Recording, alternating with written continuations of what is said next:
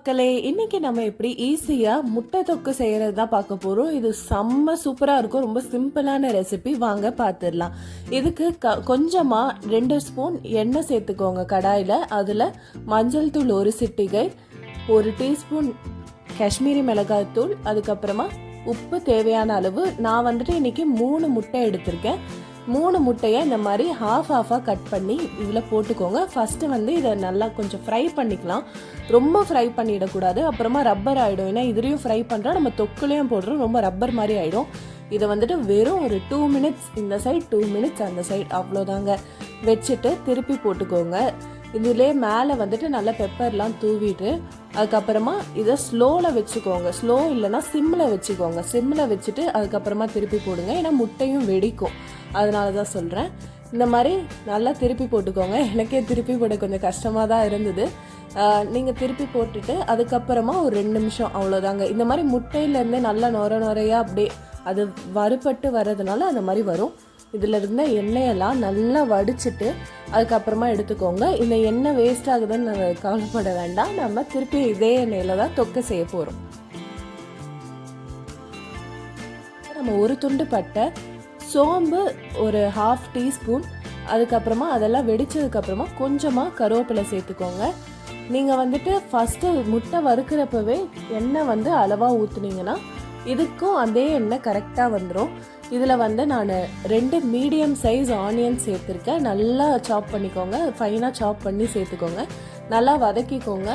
நீங்கள் ஆல்ரெடி வறுத்த எண்ணெய், ஆல்ரெடி வறுத்த அதே இதில் செய்கிறதுனால டக்குன்னு அடி பிடிச்சிரும். அதனால் கொஞ்சம் உப்பு போட்டு நல்லா வதக்கிக்கோங்க. இந்த மாதிரி நல்லா வதங்கினதுக்கப்புறமா நம்ம இதில் இஞ்சி பூண்டு விழுது 1 ஸ்பூன் சேர்த்துக்கலாம்.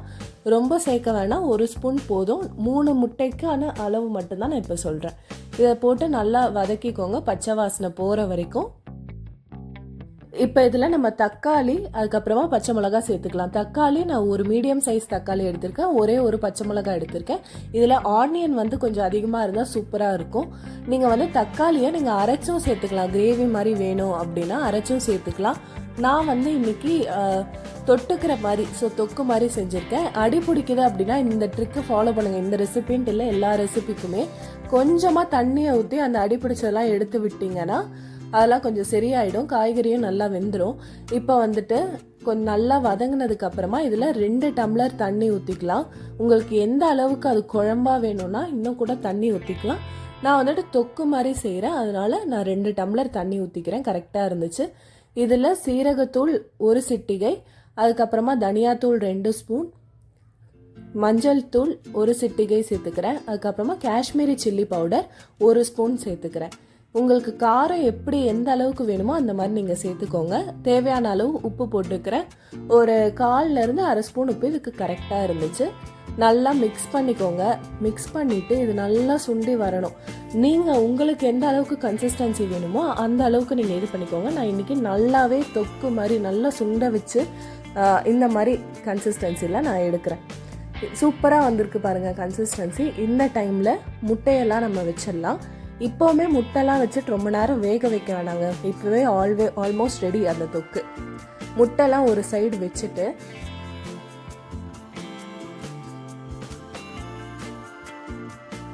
2 நிமிஷம் இந்த சைடு, திருப்பி 2 நிமிஷம் அந்த சைடு, அவ்வளோதான். இதை வந்து நல்லா அழுத்தி விட்டுக்கோங்க அந்த கிரேவியில் நல்லா ஊறுறதுக்காக. மாதிரி சூப்பரான எம்மியான ரெசிபிஸ் எப்படி ஈஸியாக செய்யலாம், பிகினர்ஸும் செய்யலான்றது தான் நம்ம சேனலில் எல்லாமே போட்டிருக்கோம். நம்ம சேனலில் இருக்க ரெசிபிஸ் எல்லாமே செக் பண்ணுங்கள். உங்களுக்கு பிடிச்சிருக்கு அப்படின்னா கண்டிப்பாக சப்ஸ்கிரைப் பண்ணுங்கள். நிறைய ரெசிபிஸ் உங்களுக்காக காத்துட்ருக்கு. இப்போது அந்த முட்டை 2 மினிட்ஸ் ஆச்சு. இப்போ அதே வந்து நம்ம திருப்பி போட்டுக்கலாம். அந்த தொக்கோடு சேர்த்து திருப்பி போடுங்க. அப்போ தான் அந்த தொக்கோட நல்லா அதோட சேர்ந்து இதுவாக இருக்கும். நீங்கள் வந்துட்டு இதை ரைஸு, சப்பாத்தி, இட்லிக்கு அந்த என்ன சொல்கிறது ஃபில்லிங் மாதிரி கூட வச்சு சூப்பராக சாப்பிடலாம், நல்லாயிருக்கும். நீங்கள் வந்துட்டு இதை மட்டுமே வச்சுட்டு ரைஸில் பிசைஞ்சு கூட சாப்பிட்டுக்கலாம். இப்போ திருப்பி போட்டுட்டு நான் ரொம்ப நேரம்லாம் வச்சிடலைங்க. பெப்பர் தூவிட்டு அதுக்கப்புறமா கொத்தமல்லி போட்டு நான் வந்து இறக்கிட்டேன். பார்த்தீங்களா எவ்வளோ சூப்பராக இருக்குது, கலர்ஃபுல்லாக. அவ்வளோதாங்க, நம்ம முட்டை தொக்கு ரெடி. இன்றைக்கான லஞ்ச் காம்போ என்னென்னா வெஜிடபிள் பிரியாணி. இதில் வந்துட்டு நான் இன்றைக்கி சோயா சங்க்ஸ் அதுக்கப்புறமா பட்டாணி மட்டும்தான் போட்டிருக்கேன். சூப்பராக வந்தது. இதோட ரெசிபி வந்து நம்ம ஆல்ரெடி அப்லோட் பண்ணியிருக்கோம். நான் அதை வந்துட்டு டைட்டில் எண்ட் கார்டில் வந்துட்டு நான் உங்களுக்கு அட்டாச் பண்ணுறேன், பார்த்துக்கோங்க. கடைசியாக வந்துட்டு உங்களுக்கு அந்த கார்டு காமிக்கும், அதை கிளிக் பண்ணிங்கன்னா அந்த வீடியோவை நீங்கள் பார்க்கலாம்.